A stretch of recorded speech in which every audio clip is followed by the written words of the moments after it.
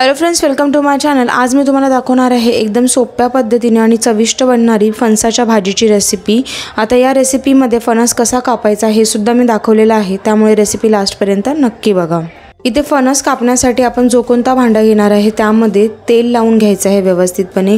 सुरी, कोयता किंवा विळी काहीही वापरता आहे, सर्वाला तेल लावून घ्यायचं आणि आपल्या हाताला सुद्धा तेल लावून घ्यायचं आहे। तर मी ते प्लेटमध्ये फणस कापत आहे, तर मी प्लेटला तेल लावून घेतलं, चाकूला सुद्धा तेल लावून घेतलं आणि माझ्या हातांना सुद्धा तेल लावून घेतलं, जेणेकरून फणसाचा जो चीक आहे तो चिकटला नाही पाहिजे।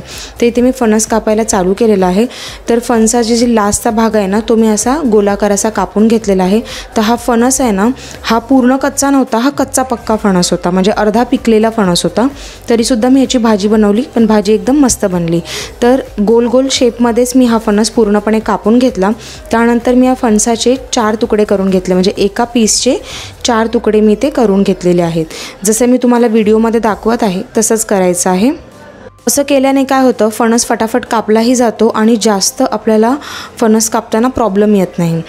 फणसाचा जो मधला भाग आहे, जो की एकदम हार्ड आहे, तो इथे आपल्याला अवॉइड करायचा आहे। तर मी काय केलं, फणसाचे पुन्हा 2 तुकडे केले आणि जो मध्यभागचा जो भाग आहे ना, तो इथे वगळला आहे। त्याचबरोबर जो वरची जी साल आहे फणसाची, ती सुद्धा कापून घेतलेली आहे। आता फणस जसा आपण टाईम घेणार ना कापायला, तसा तो काळा काळा होत जातो, म्हणून ही प्रोसेस थोडी फटाफट करायची आहे। तर तुम्ही बघू शकता, इथे थोडेसे गरे पिकलेले होते, तर हे जे पिकलेले गरे आहेत ते मी बाजूला काढलेले आहेत। ते गरे मी इथे यूज नाही केलेले आहेत। तर जो कच्चा भाग आहे ना, तोच मी इथे भाजीसाठी यूज केलेला आहे। जर का तुमच्याकडे कोवळा फणस असेल तर कोवळा फणसाचा तुम्हाला पूर्ण भाग जे आहे ते यूज करायचे आहेत। सर्व फणस मी इथे अशाच प्रकारे कापून घेतलेला आहे आणि मी भाजीसाठी फक्त अर्धा फणसाचा वापर केला होता आणि अर्धा जो फणस आहे तो पिकलेला होता, तर त्याचे गरे मी असेच खाऊन घेतलेले आहेत। तर सर्व फणस आपला जेव्हा व्यवस्थितपणे कापून होईल, त्यानंतर ह्या सर्व फणसाला व्यवस्थितपणे स्वच्छ धुवून घ्यायचा। तर मी हा जो एवढा तुम्हाला दाखवते ना, तेवढ्याच फणसाची भाजी मी बनवलेली होती। पहिला सर्व फणस स्वच्छ धुवून घेतला, त्यानंतर मी एका कढईमध्ये पाणी तापत ठेवले होते। 3 ते 4 ग्लास पाणी तापत ठेवायचे। त्यामध्ये थोडंसं मीठ टाकायचं, 1 चमचा भरून तेल टाकायचं। त्यानंतर जे फणस आहे तो धुवून घेतलेला आहे व्यवस्थित, तो फणस टाकून घ्यायचा आणि त्यानंतर या कढईवरती झाकण ठेवायचे आणि झाकण ठेवल्यानंतर किमान 10 ते 15 मिनिटासाठी चांगला हा फणस शिजवून घ्यायचा। आता कढईवरती झाकण ठेवून गॅसची फ्लेम हाय ठेवली आणि 7 ते 8 मिनटं मी वाट बघितली। 7 ते 8 मिनटानंतर मी कढईवरचे झाकण काढले। एकदा मी चाकूच्या मदतीने प्रेस करून बघितलं, जो हार्ड भाग असतो ना फणसाचा तो चेक करून बघितला, तर अजून शिजण्यासाठी थोडा टाईम होता। पुन्हा मी 7 ते 8 मिनटासाठी झाकण ठेवले कढईवरती। त्यानंतर फणस इथे शिजल्यानंतर त्याच्यातले सर्व पाणी निथळवून घेतले। भाजीसाठी इथे मला तिळकुटाची चटणी तयार करायची आहे। तर एका कढईमध्ये इथे मी 2 चमचे काळे तीळ घेतलेले आहे, याला कारळं असं सुद्धा म्हणतात। 1 चमचा मी धने घेतलेले आहे, अर्धा चमचा जिरं घेतलं आणि 2 बेडगी मिरची तोडून घेतलेली आहे। सर्व जिन्नसला ड्राय रोस्ट करून घ्यायचं आहे अर्धा मिनिटभर। अर्धा मिनिटानंतर गॅसची फ्लेम बंद करायची, हे सर्व जिन्नस थंड करून घ्यायचे। त्यानंतर ह्याला मिक्सरमधून एकदा फिरवून घ्यायचे आहे। तर मिक्सरमध्ये फिरवण्याच्या आधी या इंग्रेडियंट्समध्ये 1 चमचा भरून सोललेले लसूण टाकून घेतले। त्याचबरोबर जेवढी ही चटणी आहे तेवढंच मीठ टाकून घेतलेलं आहे, तर एकदम चिमूटभर मीठ टाकायचं आहे। त्यानंतर मिक्सरचं भांडं लावून एकदा याला फिरवून घ्यायचं, एक भरड तयार करून घ्यायची। तर इथे ही तिळकुटाची चटणी इथे पूर्णपणे रेडी झालेली आहे। तुम्हाला जर का मार्केटमधली चटणी वापरायची असेल तर तीसुद्धा तुम्ही ते वापरू शकता। उकडून ठेवलेले फणसाचे जे पीसेस आहेत ते मी एका प्लेटमध्ये इथे काढून घेतलेले आहेत। तर ह्या पीसेसमध्ये ना उकडल्यानंतर थोडं पाणी असतं, तर ते पाणी पूर्णपणे स्क्वीज करायचं, म्हणजे पूर्ण पाणी ह्याच्यातलं पिळून घ्यायचं। त्यानंतर ह्याला व्यवस्थितपणे सोडवून घ्यायचं।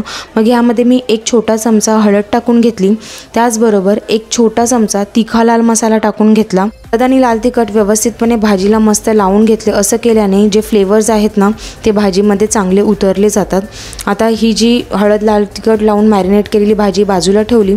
त्यानंतर मी इथे एक फोडणी तयार केली। तर फोडणीसाठी एका कढईमध्ये मी तेल तापत ठेवले। इथे मी 2 चमचे तेल घेतले होते। तेल थोडं जास्त घ्यायचं आहे। तेल चांगलं तापलं की त्यामध्ये 1 चमचा भरून राई टाकून घेतली, थोडा कढीपत्ता टाकला आणि 10 ते 12 ठेचलेल्या लसणाच्या पाकळ्या टाकल्या आणि 2 बारीक चिरलेल्या हिरव्या मिरच्या टाकून ही फोडणी व्यवस्थितपणे अर्धा मिनिटभर परतून घेतली। या पॉईंटला मी गॅसची फ्लेम इथे मीडियम टू हायच्या मध्ये ठेवली होती। त्यानंतर या फोडणीमध्ये इथे मी 2 बारीक चिरलेले कांदे टाकून घेतले। तर कांदे इथे मी मीडियम साईजचे घेतले होते। जर का मोठ्या साईजचा कांदा वापरते तर 1 कांदा वापरला तरीही चालेल। कांदा लवकर परतावा त्यासाठी मी इथे चवीनुसार मीठ टाकून घेतले आणि पाव चमचा हिंग टाकून घेतले। कांदा चांगला परतला की 1 छोटा चमचा लाल तिखट मसाला, 1 छोटा चमचा कांदा लसूण मसाला म्हणजेच घाटी मसाला आणि अर्धा छोटा चमचा गरम मसाला टाकून व्यवस्थितपणे कांद्यामध्ये ह्याला चांगलं परतवून घेतलं। मिठाचा वापर आणि लाल तिखटाचा वापर आपल्याला इथे आपल्या चवीनुसारच करायचा आहे। मसाले चांगले एकमेकांमध्ये परतले गेले की जो मॅरिनेट करून ठेवलेला फणस आहे, फणसाची भाजी आहे, ती भाजी मी या मसाल्यामध्ये इथे टाकून घेतली, म्हणजेच कांद्याच्या फोडणीमध्ये इथे टाकून घेतली। गॅसची फ्लेम आता मीडियम केली आणि व्यवस्थितपणे ही भाजी एकदा परतवून घेतलेली आहे। एकदा भाजीला फिरवून घेतले।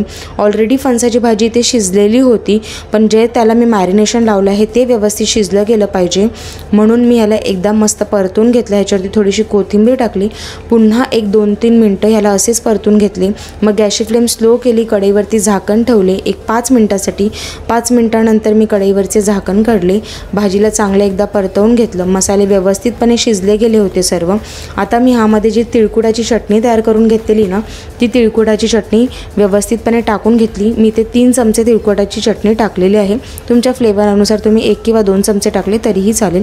व्यवस्थितपणे भाजीमध्ये तिळकूट मिक्स केल्यानंतर मी ह्याच्यावर थोडीशी कोथिंबीर टाकली, गॅसची फ्लेम बंद केली आणि कढईवरती झाकण ठेवले 5 मिनटासाठी।